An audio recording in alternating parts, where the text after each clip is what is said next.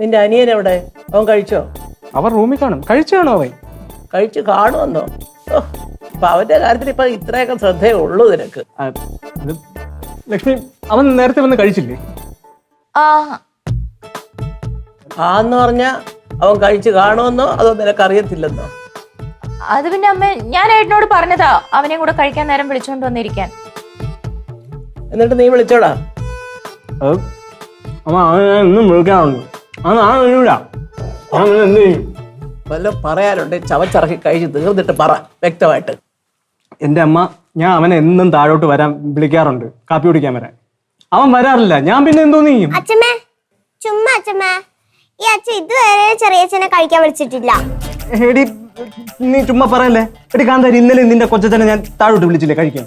അച്ഛമ്മേ, കണ്ണിറക്കി കാണിക്കുന്നു അച്ഛൻ.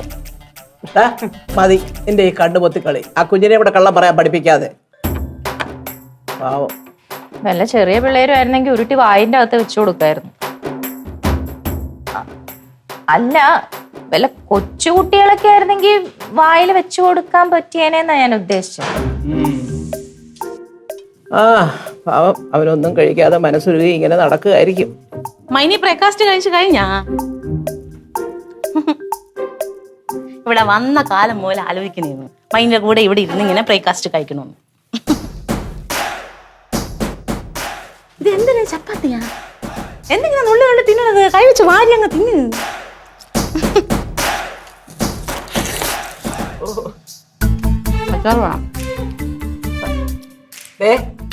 ഈ തൊഴുത്ത് കെട്ടിയ പശു ഇങ്ങനെ കാടി കുടിക്കുന്ന പോലെ ഇത്രയും ഒച്ച ഉണ്ടാക്കരുത്. കുറച്ചൊക്കെ ടേബിൾ മാനേഴ്സ് പഠിക്കണം.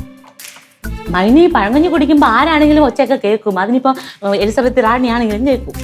എലിസബത്ത് രാജി നേരം വെളുത്തേറ്റ പഴങ്കഞ്ഞിയാ കുടിക്കുന്നത് എന്നും. ഈ പണക്കാർക്കൊക്കെ തന്നെ തിന്നണത്. അത് നീ എനിക്കിട്ടൊന്ന് താങ്ങിയതാണെന്ന് എനിക്ക് മനസ്സിലായി. രാവിലെ ചൊറിയാൻ നിക്കല്ലേ, എഴുന്നേറ്റ് പോ. എന്തിനു മൈനി പറയണത്? എന്നിട്ട് പോവാനാ? ദൈവം തമ്പുരാൻ വന്നാലും അന്നത്തിന് മുമ്പിൽ എഴുന്നേക്കല്ലെന്നാണ് ഞങ്ങളെ പഠിപ്പിച്ചിട്ടുള്ളത്. എന്നിട്ടാണ് മൈനി നമ്മളോട് പറയണത് എഴുന്നേറ്റ് പോവാൻ. ശരിയല്ല മൈനി, ഈ കാണിക്കണമെന്ന് നിങ്ങൾ കാണിക്കണമെന്ന് ശരിയല്ല.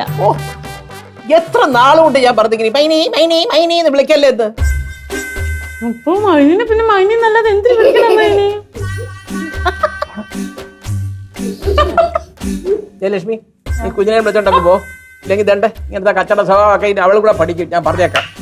അത് ശരിയാമേ. അമ്മിങ് വന്നേ, വാ, മതി കഴിച്ചത്. വാ. ഇതിപ്പൂരം പഴങ്ങഞ്ഞി കുടിക്കുന്നതാണോ ഇത്ര വലിയ കച്ചറ സ്വഭാവം? മൈനി ഇത്തിരി കുടിച്ചു നോക്കിയാണ് അപ്പൊ അറിയാം അതിന്റെ രുചി എന്താണെന്ന്. പെണ്ണുപിള്ളേ, നീ താറാവിനെ നീന്തൽ പഠിപ്പിക്കാൻ ശ്രമിക്കല്ലേ. അയ്യടാ, സുഹാസിനിയെ പഴങ്കഞ്ഞിയുടെ മഹിമ പറഞ്ഞോണ്ട് കൊടുക്കുന്നു. ഒരു കാര്യം അറിയാവോ നിനക്ക്? 1.5 കലം പഴങ്കഞ്ഞി ഒറ്റയ്ക്കിരുന്ന് കഴിച്ചിട്ടുള്ളവളാ സുഹാസിനി. സുഹാസിനി ഒരു കാര്യം വേണ്ടെന്ന് വെച്ചാൽ അതങ്ങ് തീരുമാനിച്ചതാ. മനസ്സിലായോ? എന്റെ കാലിൽ നിന്ന് ഇങ്ങനെ ദേഷ്യം തരിച്ചു കയറി വരിക. ഏതായാലും ബോഡി അമ്മേ, അത് കുമ്മേ. ഏതായാലും വേടാ, പോയി നിന്റെ അനിയനോട് ഇങ്ങോട്ട് വരാൻ പറ. എനിക്കൊന്ന് കാണണം അവനെ.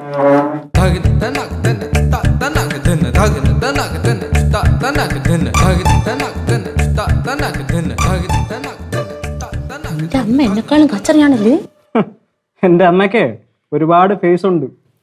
ഞാൻ കാണുന്നുണ്ട്.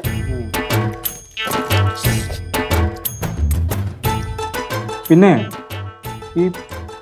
ഈ പഴങ്കഞ്ഞി വേറെ ഉണ്ടെന്ന് പറഞ്ഞു. ഓ, മക്കൾക്ക് വേണമല്ലോ. അല്ലല്ല, വേണ്ട വേണ്ട വേണ്ട വേണ്ട വേണ്ട കുടിച്ചോടാ. വേണ്ടെന്ന് ചോദിച്ചെന്നേ ഉള്ളൂന്ന്.